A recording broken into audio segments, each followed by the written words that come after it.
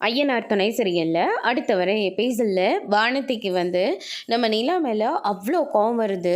உங்கள் அண்ணனையும் அந்த சந்தாவையும் மட்டும்தான் உங்கள் அண்ணனும் அண்ணியும் சேர்ந்துக்கிட்டு ஃபோட்டோ எடுத்துக்கிட்டு இருக்காங்க. நம்ம கூட சேர்ந்து எடுங்கன்னா யாருமே எடுக்க மாட்டேன்றாங்க. நம்மளையாச்சும் ஒரு ஃபோட்டோ எடுத்து தருவாங்கன்னு பார்த்தா அதையும் எடுத்து கொடுக்க மாட்டேன்றாங்க அப்படின்ற மாதிரி சொல்லிடுறாங்க.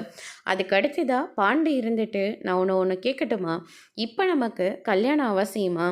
ஏன்னா இன்னும் சேரனனே கல்யாணம் ஆகாமல் வெயிட் பண்ணிக்கிட்டு இருக்கு. இந்த மாதிரி ஒரு சூழ்நிலையில் நான் எப்படி கல்யாணம் பண்ண முடியும் அப்படின்ற மாதிரி சொல்கிறாங்க.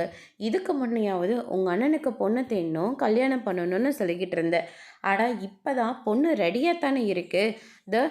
எல்லாத்துக்கும் முன்னே நிற்கிறாங்களே சந்தா. அப்புறம் என்ன, அடுத்த முகூர்த்தத்தை பார்த்து அவங்களுக்கு கல்யாணத்தை பண்ணிவிட்டு அதுக்கு அடுத்த முகூர்த்தத்தில் நம்ம 2 பேரையும் கல்யாணம் பண்ணிக்கலாம். இப்படி ஆளுக்கு கல்யாணம் பண்ணிக்கிட்டாக்க இருக்கிறது 2 ரூம் தான். ஒரு ரூமில் நாங்கள் மொத்த பேரும் இருக்கோம். சரி, நாங்கள் மற்ற பேராவது வெளியில் படுத்துப்போம்.